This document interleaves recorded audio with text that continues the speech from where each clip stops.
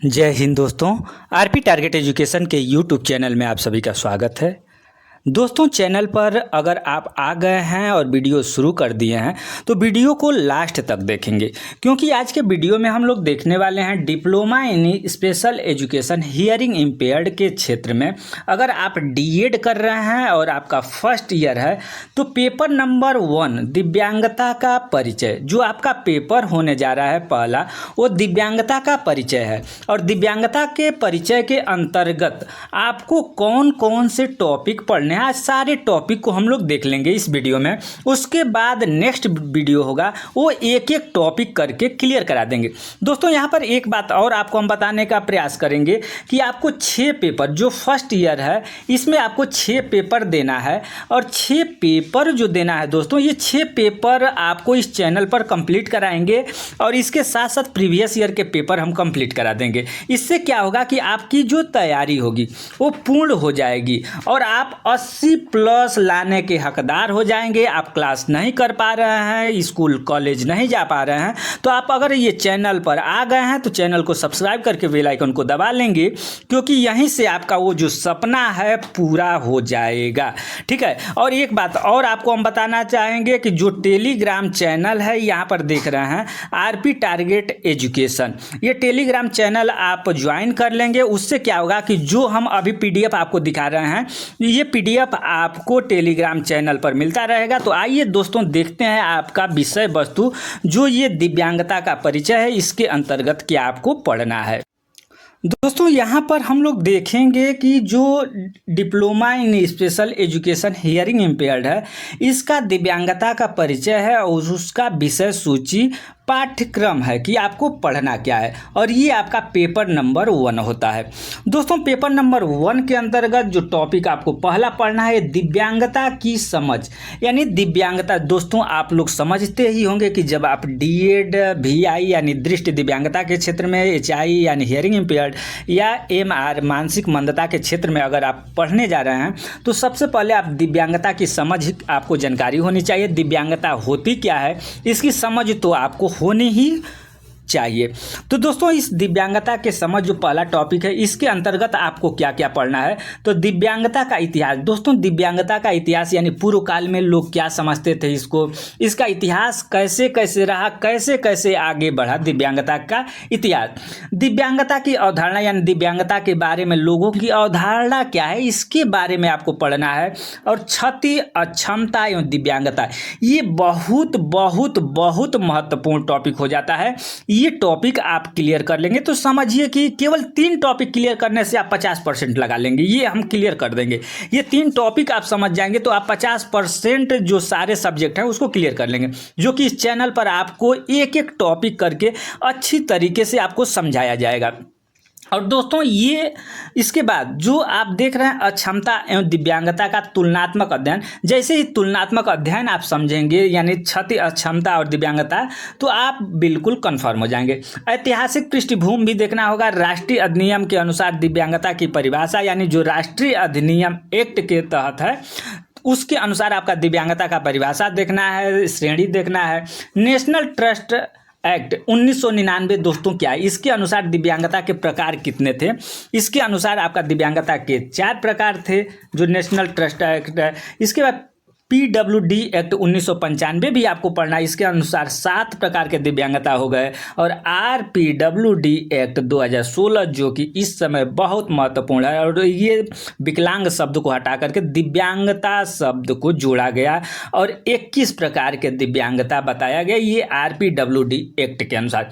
यानी यहाँ से आपका एक नंबर का क्वेश्चन आपका तैयार हो जाता है, लेकिन हम लोग क्लास करेंगे और अच्छी तरीके से। नेशनल ट्रस्ट एक्ट के तहत आपका 4 प्रकार के दिव्यांगता, RPWD एक्ट के अनुसार 7 प्रकार के दिव्यांगता, और RPWD एक्ट के अनुसार आपका 21 प्रकार के दिव्यांगता को चिन्हित किया गया, उसको परिभाषित किया गया और उसको लाभ मिलता है।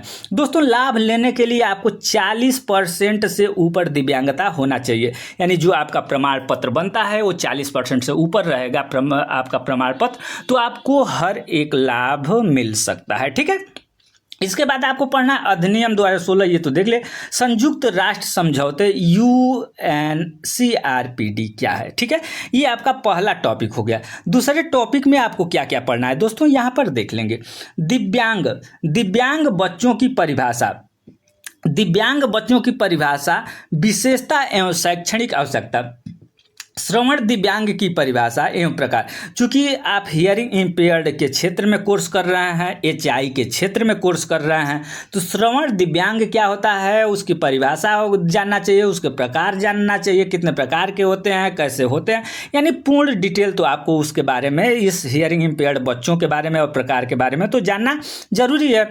दृष्टिहीनता की परिभाषा एवं प्रकार, बौद्धिक अक्षमता की परिभाषा एवं प्रकार, स्नायु मांसपेशी विकलांगता की परिभाषा एवं प्रकार, स्वलीनता के प्रकार एवं परिभाषा। ये टॉपिक आपको 2 यानी 2 यूनिट के अंतर्गत आपको पढ़ना है दोस्तों। तीसरा आपका है दिव्यांग बच्चों की परिभाषा।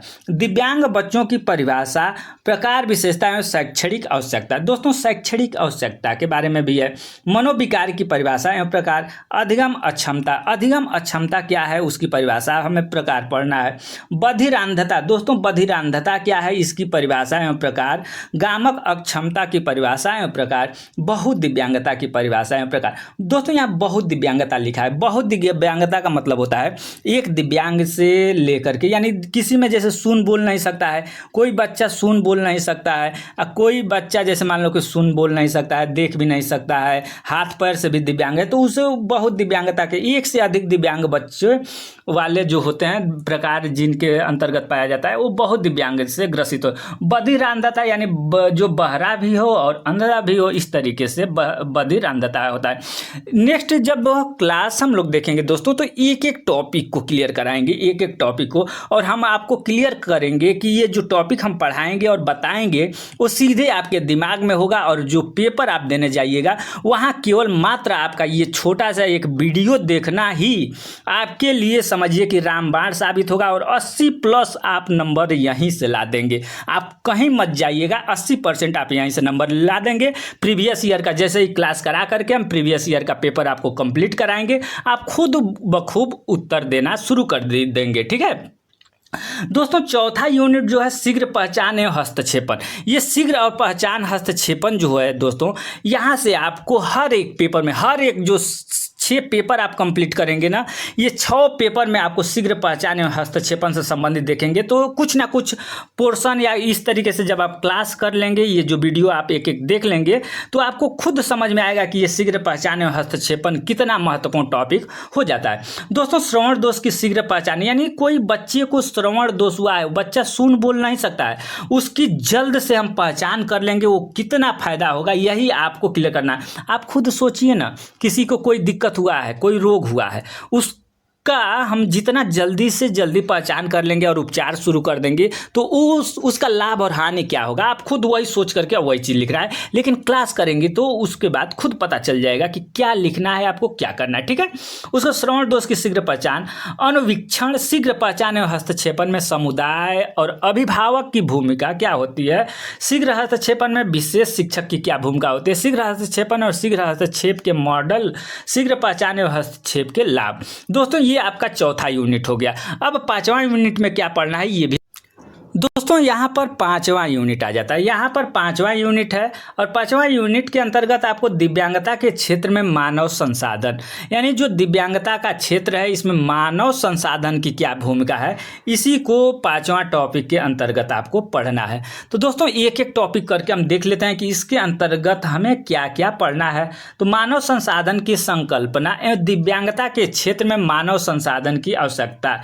एक बात और आपको हम बता देना चाहते हैं कि जो ये टॉपिक सारे 5 आप देखे हैं, ये 5 टॉपिक RCI जो होती है उसके गाइडलाइन के अनुसार, यानी RCI जो बोली है, RCI के द्वारा ये बताया गया है कि ये टॉपिक पढ़ना है, ठीक है। ये अपने मन से या कहीं इधर उधर का नहीं है, ये RCI के सिलेबस का है, RCI द्वारा जो दिया गया वही टॉपिक कराया जा रहा है, ठीक है।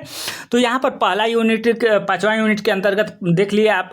उसके बाद से मानव संसाधन की आवश्यकता है। राष्ट्रीय बहुत दिव्यांगता सशक्तिकरण संस्थान, पंडित दीनदयाल उपाध्याय शारीरिक दिव्यांग राष्ट्रीय संस्थान, भारतीय पुनर्वास परिषद नई दिल्ली, जिसको RCI हम लोग बोलते हैं। दोस्तों यहाँ 1 नंबर का क्वेश्चन और तैयार कर लीजिए आप अभी, जिसको हम लोग RCI बोलते हैं। इसका रिहेबिलिटेशन काउंसिल ऑफ इंडिया होता है और हिंदी में इसका भारतीय पुनर्वास परिषद नई दिल्ली होता है। ठीक है, RCI का फुल फॉर्म क्या हो गया? तो भारतीय पुनर्वास परिषद नई दिल्ली हो गया। ठीक है, उसके बाद से आपको भारतीय कृत्रिम अंग निर्माण, राष्ट्रीय शैक्षिक शोध एवं प्रशिक्षण परिषद, राष्ट्रीय दृष्टिबाधित दिव्यांगजन सशक्तिकरण संस्थान। उसके बाद आपका है दोस्तों राष्ट्रीय गतिशील।